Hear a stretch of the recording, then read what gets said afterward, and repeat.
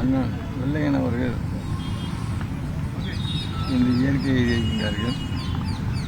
அண்ணன் வெள்ளையனை பற்றி சொல்ல வேண்டுமென்றால் எவ்வளவோ சொல்லலாம். மிக அற்புதமாக மக்கள் தொண்டாற்றியவர். அதாவது மக்கள் தொண்டாற்றியதில் எப்படி எதையும் எதிர்பார்க்காமல் மக்களுக்காக தொண்டாற்றியவர் என்றால் பெருந்தலைவர் காமராஜரை தான் சொல்ல வேண்டும். அதே போன்று அண்ணன் வெள்ளையன் அவர்கள் மிக அற்புதமாக கொண்டாற்றி கொண்டிருந்தவர்கள். அதாவது ஒரு டைமில் அண்ணன் தலைவராகிற டைமில் பல இடங்களில் வியாபாரிகள் வியாபாரம் பண்ண முடியாத ஒரு சூழ்நிலை இருந்துச்சு. அதையெல்லாம் புரியெடுத்து காட்டியவர் அண்ணன் வெள்ளையன் அவர்கள். மிக அற்புதமாக மக்கள் தொண்டாற்றிய அண்ணன் அவர்கள் இன்று இயற்கையை இருக்கிறார்கள். இன்று இப்பொழுது அவருக்கு வயது 76.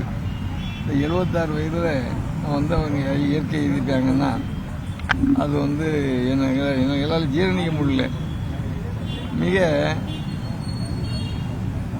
அதாவது தனக்கு என்று எதையுமே செய்யாத ஒரு மனிதர், தனக்கு என்று எதையுமே சேர்த்துக் கொள்ளாதவர், சேர்த்துக்கொள்ள நினைக்காதவர்கள். பல டைமில் பல இடங்கள்லேருந்து பல பெட்டிகள்லாம் வரலாம் தூக்கி எறிஞ்சவர். அவரை தேடி பலர் பெட்டிகள் கொண்டு கொடுத்தாங்க, எங்க கூட இருங்க, அந்த பெட்டிகள்லாம் தூக்கி எறிந்தவர்கள். அப்படி ஒரு அற்புதமான மனிதர் இன்று இயற்கையை இருக்கிறார் என்றால் அதை ஜீர்ணிக்க முடியாத ஒரு சூழ்நிலையை இன்னைக்கு இருக்கிறோம். அவரை போன்று இன்று இருக்கின்ற அற்புதமான தலைவர்கள்லாம் அவரை போன்று செயல்பட்டு வணிக சமுதாயத்திற்காக தங்களை அர்ப்பணித்துக் கொண்டு செயல்பட வேண்டும், அர்ப்பணித்துக் கொண்டு செயல்படுவார்கள் என்று நினைக்கின்றேன். என மிக அற்புதமான மனிதரை இன்று இழந்திருக்கின்றோம் என்றால் அதுக்கு என்ன பதில் சொல்றது எனக்கு ஒன்றும் புரியல. அதுக்கு என்ன பதில் சொல்றது, என்ன சொல்றது எனக்கு புரியல. ஆக அவரை போன்று இருக்கின்ற அனைவருமே செயல்பட வேண்டும் என்று அன்போடு கேட்டுக்கொள்கின்றேன்.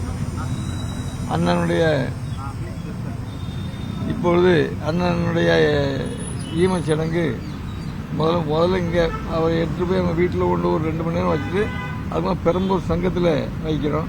வச்சுட்டு நாளைக்கு ஒரு 3 மணிக்கு அங்கேருந்து எடுத்து எங்கள் ஊர் திருச்செந்தூர் பக்கத்தில் பிச்சிவிளைங்கிற கிராமம், அந்த பிச்சிவிளை கிராமத்தில் எங்களுக்கு கல்ற தோட்டம் இருக்குது. அந்த கல்ற தோட்டத்தில் வைத்து அண்ணனை இறுதி மரியாதை செய்வோம் என நான் சொல்லிக் கொள்கிறேன்.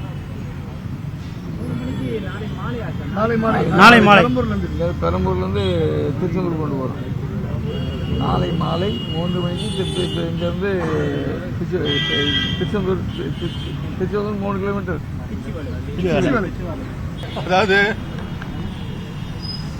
தமிழ்நாடு முழுக்க அத்தனை வணிகர்களையும் ஒன்றா திரட்டின ஒரே தலைவர் ஐயா வெள்ளையன் மட்டும்தான்.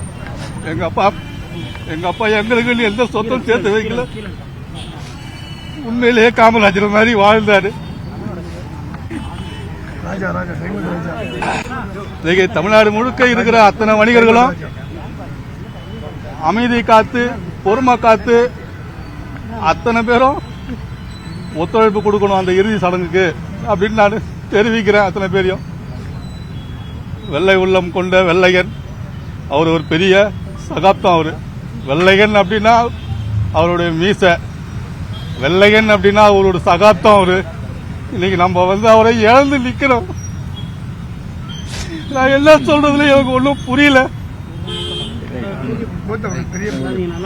அத்தனை கோடான கோடி வணிகர்களுக்காக தான் அவர் வாழ்ந்தாரு. இன்னைக்கு நம்ம கிட்ட அவர் இல்லைன்னாலும் ஒரு வணிகர்கிட்டயும் அவர் இருக்கிறார். அதனால அத்தனை பேரும் பொறுமை காத்து நாங்க பெரம்பூர் வீட்டுக்கு போய் பெரம்பூர் வீட்டில் இருந்து அதுக்கப்புறமா பாரதிய சாலை பெரம்பூர் பாரதிய சாலையில் இருக்கிற எங்க பெரம்பூர் வியாபாரிகள் சங்க வளாகத்தில் அப்பாவை கொண்டு போறோம்.